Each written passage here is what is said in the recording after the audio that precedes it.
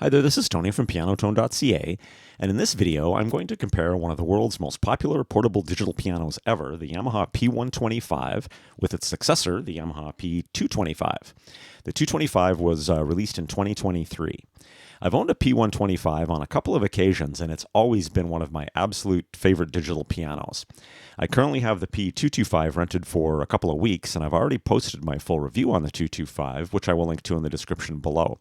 But I really wanted to do a direct comparison to the prior model, the 125, so I talked to my friends at Long & McQuade. You can check them out at www.long-mcquade.com, link in the description. They were able to keep one aside for me in their rental pool so that I could do this comparison, so much appreciated. Thanks, Long & McQuade. So I've rented the P-125 just for the weekend to do this comparison. So let's check it out. Okay, so because I'm such a huge fan of the P-125, I was pretty happy that Yamaha didn't do a complete redesign on the P-225. Instead, Yamaha did what I think is a pretty awesome job in just kind of tweaking the specs in a few key areas with some really well-chosen improvements. If you're already familiar with the P-125, then I can actually just sum up the P-225 as basically being the exact same piano, only with a new key action that has made the piano a bit smaller and lighter, but doesn't, in my opinion, compromise the quality or playability. There's upgraded acoustic piano sounds complete with virtual resonance modeling. They've added in Bluetooth audio for an audio-in streaming source, and there's also a revised speaker setup. So in order to keep this video from being unnecessarily long, I'm going to just list all of the features on the 225 that haven't changed from the P-125, and then I'll talk in more detail about the improvements that have been made. If you want a more detailed explanation on all of the features, then you can check out the link to my full reviews on the P-225 and the P-125, which are in the description below. Okay, so just to quickly list the features that have not changed. Both models have 88 full-size keys with fully weighted and graded dual sensor hammer action, so they're heavier on the left end of the keyboard and lighter on the right end of the keyboard, like an acoustic piano. And there's a slight matte finish on the black keys. Both models have 192 notes of polyphony and 4 types of reverb with tons of reverb levels. Both models have 24 voices and the ability to layer 2 sounds or split the keyboard into 2 voices, with one of those voices being a bass guitar on the left-hand side. Both models have 2 headphone ports, proper left and right line outs for connecting to external audio equipment like amps or mixers. They both have a 1/4-inch generic sustain pedal port with an included basic black plastic switch pedal, a triple pedal port, and both models are compatible with half pedaling as long as you upgrade to a pedal with that ability.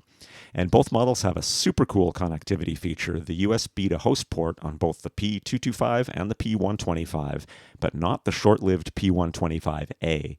Transmits audio data as well as MIDI data, and the audio signal goes in both directions, which is a fantastic feature.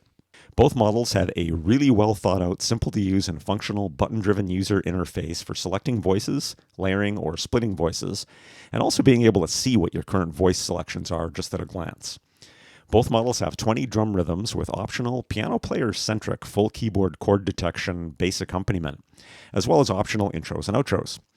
Both models have a metronome, a simple onboard one-song recorder for quickly capturing an idea, the ability to transpose, a duo mode that splits the keyboard into 2 halves with identical octaves for sitting beside a piano teacher, and both pianos include built-in songs that you can play along with. And last but by no means least, both pianos are compatible with Yamaha's amazing and free Smart Pianist app, which not only makes it super easy to control your piano with a nice graphical user interface, but also adds some awesome functionality like enhanced recording, generating chord charts you can play along with, and unlimited registrations for your custom setups. Okay, so that's what hasn't changed. Let's get on to what has. Okay, key action. With the P-225, Yamaha is introducing their new GHC graded hammer compact action, which replaces the P-125's well-known GHS graded hammer standard action, which has been found on many Yamaha pianos for years. I've always been a huge fan of the P-125's GHS action. It's actually my personal favorite piano action ever. It's on my Yamaha DGX 670 as well as my Yamaha CK88 stage piano that I use with my band, and I love it on both. So with Yamaha's new compact action, the dimensions and weight of the piano have actually both been reduced. Before trying out the GHC action, I was a bit worried because one of the common criticisms of shorter compact actions comes from those actions having a shorter pivot point, which can make the keys harder to play further into the keys. All digital pianos do suffer from this to some degree, but pianos that have shorter pivot points will have more of that issue. It's just plain physics. And while the P-225 definitely does have that issue of feeling heavier as you play further into the keys, when I test that out back and forth with the P-125, I know I'm still a relative beginner who doesn't play classical music and just pounds on chords, but I personally don't notice a difference between these two models, so that's a huge relief. So for example, when I play a chord that has a lot of black keys in it, which usually ends up making me play a little bit further into the keys, I'm not noticing any difference in playing that chord with the 225 as opposed to the 125.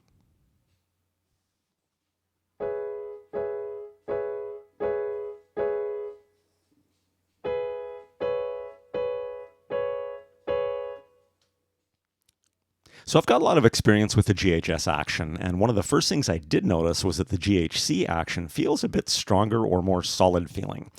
And by that I mean that the keys don't have any significant side-to-side play or movement that you will find on cheaper pianos. You can do a glissando on the P-225 and you're not going to hear keys smacking into each other at all. It just feels really well built and sturdy. If you were to have blindfolded me and have me try this action out and guess what piano I was playing, my first guess probably would have been a DGX 670. I actually think that's because the DGX 670 is in such a heavy and sturdy case that the action on the DGX has always felt sturdier to me than the GHS action does on my any of my P-125s I've owned or my CK88. But this new GHC action definitely has a sturdier feel than the GHS does on the P-125. The only other noticeable difference with the GHC action is that it feels to be kind of a tiny bit shallower than the GHS. So the GHC doesn't seem to travel down quite as far as the GHS does. I actually did try to measure that, and to be honest, I don't see a difference in the key travel, but I can definitely feel it. So I tried to compare, how far is this key going down relative to the key beside it, and doesn't really look to be any different, but it does feel a little bit different to me. I did find that to be a bit unfamiliar at first, but especially given that I'm so used to the GHS action. But if I owned a P-225, it wouldn't take me long at all to get used to it. So how does the action feel to play compared to the GHS? To be honest, the overall playing experience is really close. Like the GHS, it is a bit on the light side and feels fast and easy to play, but it does have that sturdier feeling, which I really like. Now, action is a very personal thing, and I am enjoying the GHC action, probably because I've always really liked the GHS, and the overall experience is pretty close. But if you didn't like the action on the P-125, then you're probably not going to like the action on the P-225 either. But like I always say, the only way to tell if you're going to like a piano action or not is to just go and test it out in person. Okay, so the next big thing to talk about is the sounds. Just like the P-125, the P-225 has 24 sounds, and the sound names are identical between the two models.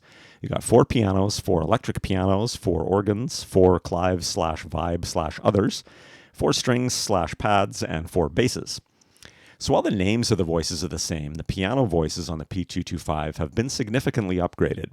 The 125 used the pure CF sound engine, which uses samples of the Yamaha CFIIIS grand piano. And they are some great piano samples, but the P-225 uses these Yamaha CFX grand samples, which from having owned a DGX 670 and CK88 that also have the CFX samples, I can tell you right off the bat that this is a big upgrade over the P-125. And the P-225 also offers virtual resonance modeling, which will add resonances that on the fly as you play, depending on how you play. It's going to replicate additional resonances that you would hear on an acoustic piano. My DGX 670 has VRM as well, but my CK88 doesn't. And for pure piano pieces, you can tell the difference. The P-125 did offer some basic resonance and other similar features like string resonance and key off samples, but nothing like the P-225 does.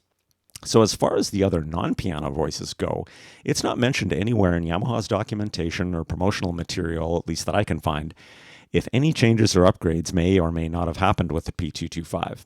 But given that there are only 24 sounds, I will demo all of them back and forth in the upcoming video so you can check these out for yourself. Since we know the piano voices have been upgraded and will be pretty different, I'll do my usual improvising and play a bit on each piano back and forth.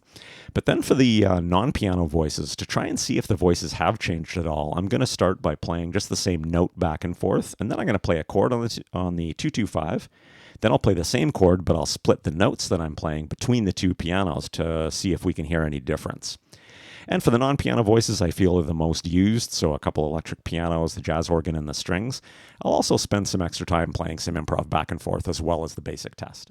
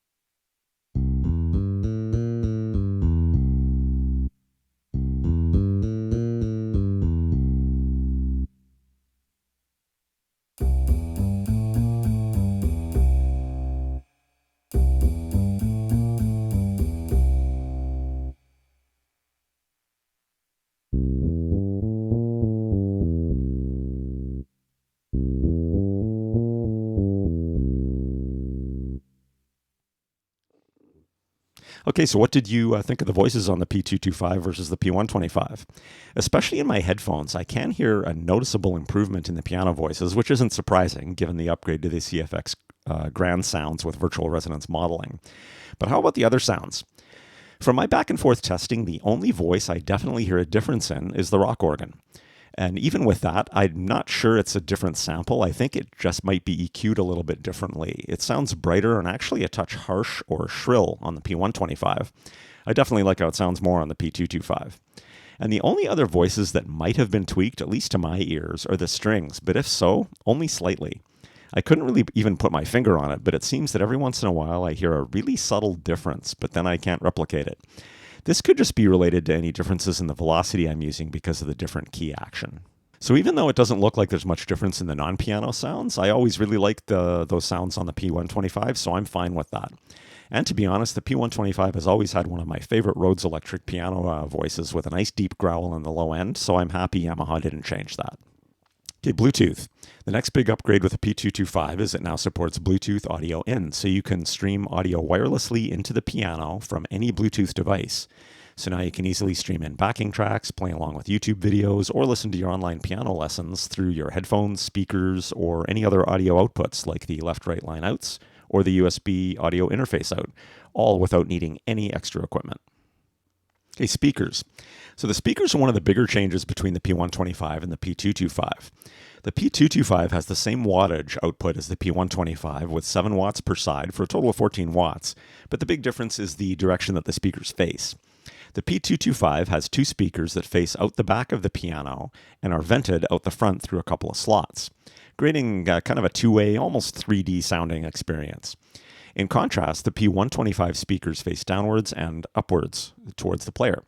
As far as the speaker placement goes, I've usually been fine with either upward or backward facing speakers, but to be honest, I have never been a fan of only having downward facing speakers. The Roland FP30X and actually my Yamaha CK88 stage piano both have only downward facing speakers, and I'm not a fan. I can't even hear my CK88 speakers even at low volume band practices. I have no idea why Yamaha would put only downward-facing speakers in a stage piano. Since the P125 combined upward-facing with their downward-facing speakers, I was always okay with those. So the P225 switching to backwards-facing speakers that face an audience, if you're using this to perform with, as well as slots that are vented to the player, I think this is a good idea. But let's take a quick listen to the speakers side by side so you can see what you think. This video is just recording the speakers using the built-in mic on my iPhone, and I've tried to place the iPhone at roughly a seated head height.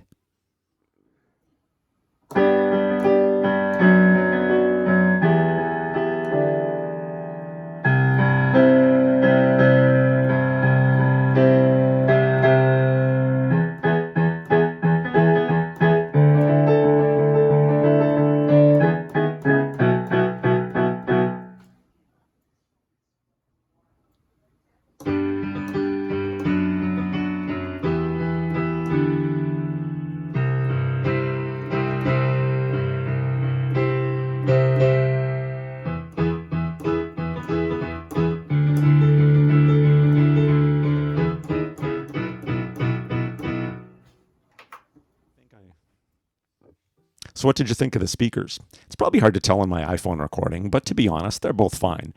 But I do think I prefer the P225s maybe a little bit.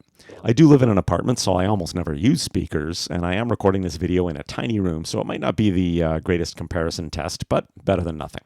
Okay, so that's pretty much it for this video. The P125 has always been one of my favorite pianos, and the P225 is definitely a worthy successor.